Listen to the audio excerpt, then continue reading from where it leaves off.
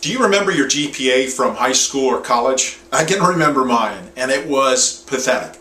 In high school, I graduated with 1.5 GPA. I was in the bottom 5% of my graduating class. When I tell people I graduated with a 1.5 GPA, most people ask me, do you have a learning disorder? And I tell them, actually I do. I have a self-inflicted learning disorders. I was lazy, I was rebellious, I was immature, and I had the entitlement mentality, which means I thought I deserved it without work. I wanted it first before I would see it on paper. And I wanted to do the least amount possible to make it through high school. And I calculated that out. I knew what my GPA is. I knew exactly what it would take to get that piece of paper in my hand. I'm not proud of that. I hated that part of my life because I didn't excel, I didn't try, I didn't put the effort through. Now here's what I want to ask you. If you remember your GPA from high school or college, what if today your boss, your job, your company, or the marketplace itself gave you a GPA, your grade point average for work or business? What if every quarter you got a report card on how well you were doing?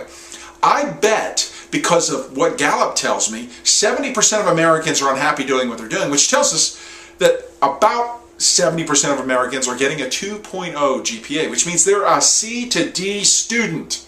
They're like me in high school, which means we're doing the minimum required to get by or to get a paycheck.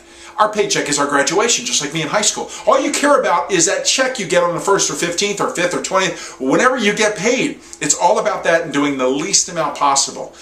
I regret that part of my life, so I'm hoping you're willing to make a change to get a better GPA. And if you had to look right here and now and make an honest decision, what is your GPA now? What would your boss give you? What would your company give you? What would your peers give you? What would your customers or clients give you? Here's a clue if you're unsure.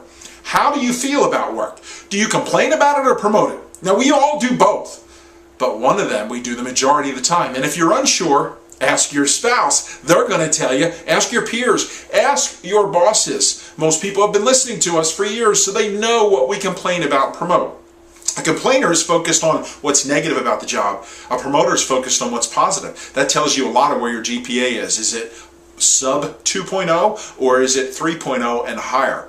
Because honestly, 3.0 and higher, that's where the colleges start to take an interest. That's where companies start to take an interest. In high school, when I was 18 and graduated, there wasn't one person standing in line looking to hire me or wanting me to go to college. Not one person, not one university, not one company said, Ed, we want you.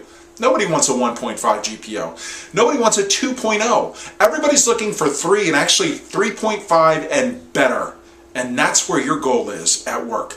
To treat your work like you did in high school and college, to put the extra effort in, to get the highest GPA you can, because that opens the door to opportunities and promotion. My name is Ed Carcarey, and I'd love to connect with you at edcarcarey.com. Find your passion, you'll find your life.